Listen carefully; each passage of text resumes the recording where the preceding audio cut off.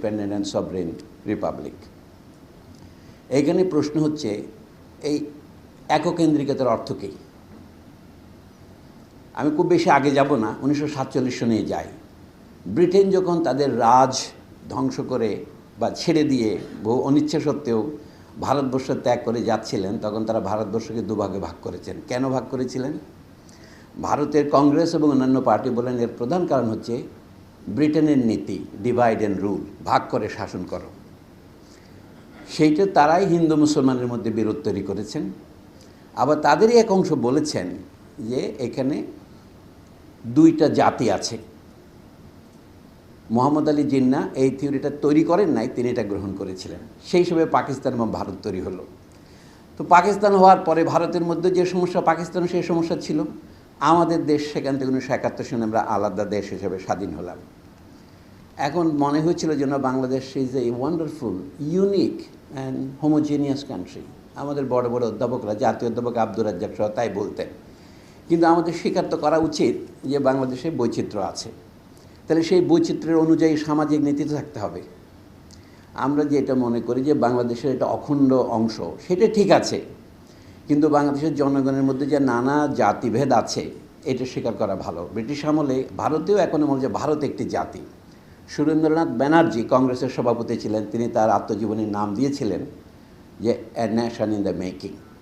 সব nation in the making, বাংলাদেশও তার চেয়ে ভিন্ন নয়। আপনি নেশন যেভাবে গড়তে চান সেভাবে গড়তে পারবেন। কাজে পার্বত্য চট্টগ্রামে যদি শান্তি প্রতিষ্ঠা করতে চাই, আমরা অশান্তির উৎসগুলো আমাদের দেখতে হবে। একটা হচ্ছে এই যে প্রশ্নগুলো উঠলো, বাংলাদেশের সব অংশ একরকম, আমরা সবাই গিয়ে সেখানে বসতি স্থাপন করতে পারবো।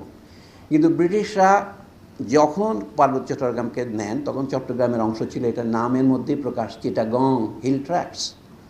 তারা নবাব মীর কাসেম আলী খানের কাছ থেকে এটা নিয়েছিলেন সিডেড টেরিটরি হিসাবে। বর্ধমান মেদিনীপুরের পরে ছিল চট্টগ্রাম। সেটা তারা 1900 সন নাগাদ এসে 1860-এর পরে 40 বছর পরে তারা আলাদা অঞ্চল হিসেবে স্বীকৃতি দিলেন। আমরা যদি মনে করি যে এটা ব্রিটেনের একটা কৌশল মাত্র, বোধহয় আমরা ভুল করব। এখন দেশ স্বাধীন হওয়া সত্ত্বেও বাংলাদেশের জনগণের সবাই বাঙালি বলে যাওয়ার যে ঘোষণা, এটার মধ্যে যে একটা ভুল ছিল সেটা এতদিনই আমরা বুঝতে পারি নাই। মানুষ শুধুমাত্র রুটি খেয়ে বাঁচে না, মানুষ তার মর্যাদা নিয়েও বাঁচে। যে কথাটাকে ইংরেজিতে আইডেন্টিটি বলে, আমি বাংলায় বলি তার আত্মভাব, আত্মপরিচয় নয়, সেটাকে স্বীকৃতি দেওয়া যদি আমাদের সংবিধানে না থাকে তাহলে সে সংবিধান পরিবর্তন করতে হবে। বাংলাদেশের অধিবাসীগণ বাঙালি বলিয়া পরিচিত হইবেন, এটার মধ্যে একটা অধ্যত্ব আছে। অধ্যত্ব নয়, একটা অবিমৃষ্যকারিতা বা ভবিষ্যৎ না দেখার একটা রোগ আছে। সেটা যদি আমরা রাজনৈতিকভাবে ঠিক করি তাহলে অন্যান্য প্রশ্ন ঠিক করা যাবে। ব্রিগেডিয়ার জেনারেল সাহেবের বইতে আমি যা দেখলাম, সেখানে এই পলিসি কী হবে এটার জন্য যারা আঞ্চলিক এবং আন্তর্জাতিক ক্ষমতাধর শক্তি, তারা তো তাদের খেলা খেলবেই, কিন্তু আমাকে মনোযোগ দিতে হবে আগে আমার নীতির উপর। আমার দেশের ভিতরে সমস্ত সমস্যার সমাধানের জন্য যারা পক্ষ, তাদেরকে অন্তর্ভুক্ত করেছে কিনা। এখন বললেন পার্বত্য চট্টগ্রামের জনগণ, এটা একটা আনডিফাইন্ড জিনিস। জনগণ বলতে বুঝতে হবে সেখানে 1900 সনের আগে বা 47 সনের আগে যেই বছরটাকে আপনি কাট অফ লাইন ধরেন না কেন, তার আগে যারা ছিলেন এবং পরে যাদেরকে আমরা বসতি করতে অনুমতি দিয়েছি। কাজে শুধু জুমের মাধ্যমে সেখানে পরিবেশ নষ্ট হচ্ছে এটা বলার আগে আমাদের বোঝা উচিত জুম দুই ধরনের। জুম চিরকালীন ছিল পারিবারিক, হাউসহোল্ড বা ফুড ক্রপ প্রোডাকশনের জন্য, কিন্তু এখন যদি কেউ জুমের অনুমতি নিয়ে সেখানে ক্যাশ ক্রপ প্রোডাকশন শুরু করে, দুটো কিন্তু এক চরিত্র নয়, যদি বা দুটোর নাম একটা হবে জুম। এই যে জুম মালেন শব্দটা বের হলো, এটা একেবারে আধুনিক আবিষ্কার। অর্থাৎ বিভিন্ন রকমের 13, 14, 15 গোষ্ঠীকে একত্রিত করার জন্য এর চেয়ে ভালো সিগনিফায়ার আর হয় না। আমি যেটা বলতে চাচ্ছি, পার্বত্য চট্টগ্রামের সাথে বাংলাদেশের বাঙালিদের পার্থক্যটা যতটা দেখানো হয় ফিজিক্যাল, বায়োলজিক্যাল, ততটা নয় যতটা ডিসকার্সিভ এবং সিগনিফায়ার আমরা তৈরি করেছি। এটা আমাদের ডিসকোর্স থেকে উৎপত্তি হয়েছে, সেই জন্য আমি ডিসকার্সিভ বলছি। মানে এটা প্রাইমোর্ডিয়াল নয়, কারণ অনেকে বলে যে এটাকে টিপিক্যাল কলোনিয়াল সিচুয়েশন। এটা টিপিক্যাল কলোনিয়াল সিচুয়েশন নয়। আইয়ুব খান সাহেব বাঙালিদের সম্পর্কে যে ধরনের কলোনিয়াল মন্তব্য করেছিলেন ফ্রেন্ডস নট মাস্টার্স বইতে, বাঙালিরা ছোট ছোট, বাঙালিরা কালো, বাঙালিরা যুদ্ধ করতে পারে না, এই জাতীয় কথাবার্তা, এগুলি যে রেসিস্ট মন্তব্য ছিল। আমি সবিনয়ে নিবেদন করব, আমাদের স্ট্র্যাটেজিক সমস্যার চিন্তা শুধু মিলিটারি চিন্তা দিলে হবে না। মিলিটারি খুব গুরুত্বপূর্ণ জিনিস, কিন্তু মিলিটারি সব কিছু বুঝতে পারে না। মানে হেগেল নামক এক বিখ্যাত দার্শনিক বলে mathematicians must be like animals because only human beings think. আশা করি আপনারা আমাকে ভুল বুঝবেন না যে in this case military is like animals because only human beings can think. What does thinking mean?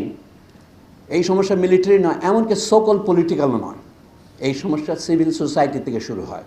মানে সমাজে মানুষের পরিবার এবং সমাজ থেকে যে বন্ধন তৈরি হয় সেখানে তৈরি হয়।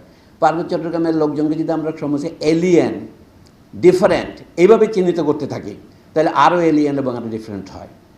যদি সেভাবে চিন্তা না করে পার্বত্য চট্টগ্রামকে বাংলাদেশের ইন্টিগ্রাল অংশ বলতে আমাদের যেমন ভালো লাগে, বাংলাদেশের 1/10 তাহলে পার্বত্য চট্টগ্রামের জনগণকে বাংলাদেশের জনগণের ভাই হিসেবে, বন্ধু হিসেবে যদি আমরা বিবেচনা করি তাহলে কেমন করে করতে হবে। এই প্রশ্ন তো কাশ্মীরেও উঠেছে।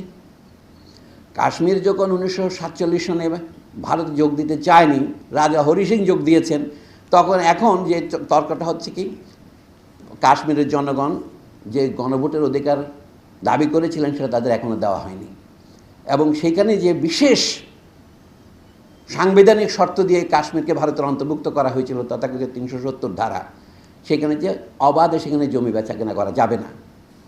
সাম্প্রতিক সরকারগুলি সেগুলো তুলে দিয়ে সেখানে হাঙ্গামা কমিয়েছে না বাড়িয়েছে এটা ইতিহাস বলবে, এখনও ঘটনা এখনও বাইরে আছে, এখনও বিচার শেষ হয়নি। এই জন্য মনে করি পার্বত্য চট্টগ্রাম বাংলাদেশের অবিচ্ছিন্ন অংশ, এ বিষয়ে কোনো সন্দেহ নেই। কিন্তু যে ভূমি রাজস্ব অথবা ভূমি বোর্ড যেভাবেই দেখেন, ভূমি নীতি পার্বত্য চট্টগ্রামকে বিশেষ এলাকা হিসেবে ব্রিটিশরা ট্রিট করেছিলেন, বাংলাদেশে ট্রিট না করার পক্ষে কোনো যুক্তি নাই। যদি আমরা শুধুমাত্র লোভ এবং রিরংসা দিয়ে কোনো দেশের দিকে তাকাই তাহলে আমরা সমস্যা তৈরি করব, সমাধান করতে পারবো না। আমি যেন ব্রিগেডিয়ার জেনারেল নাসিমুল গনির সাথে একমত হয়ে বলি, শান্তি চুক্তি বাস্তবায়ন করতে হলে বাস্তবায়নটার বাধাটা কোথায় আমাদের স্বীকার করতে হবে। পার্বত্য চট্টগ্রামের জনগণকে এর মধ্যে একটা তাদের স্বার্থের জন্যে, তাদের আনন্দের জন্যেই তাদেরকে সংযুক্ত করতে হবে, শুধু চাপিয়ে দিয়ে হবে না। এই ধরনের ইতিহাস আমরা বহু পেয়েছি অতীতেও। তো সেই জন্য আমার মনে হয় আমরা যথেষ্ট শিক্ষা গ্রহণ করব। গল্পের অর্থ হচ্ছে বাংলাদেশের সিভিল সোসাইটিতে যে বর্ণবাদ আছে, পার্বত্য চট্টগ্রামের দিকে যেভাবে এলিয়েন এবং ভিন্ন হিসেবে, ভিন্ন শুধু নয় মানে অধস্তন হিসেবে দেখার যে দৃষ্টিভঙ্গি, এটা দুদিনে বদলাবে না। সেটার উদ্যোগ আমাদের শিক্ষা ব্যবস্থায়, আমাদের সোশ্যাল কমিউনিকেশনে আমাদের নিতে হবে। এটা আমার দু একটা সাধারণ চিন্তার কথা আপনাদের সাথে বললাম। অল্প সময়ে কথা বললে হয় কি, ভুল বোঝাবুঝির বেশি সৃষ্টি হয়, কারণ মানুষের মধ্যে একটাই বোঝাবুঝি হয়, সেটা হচ্ছে ভুল বোঝাবুঝি।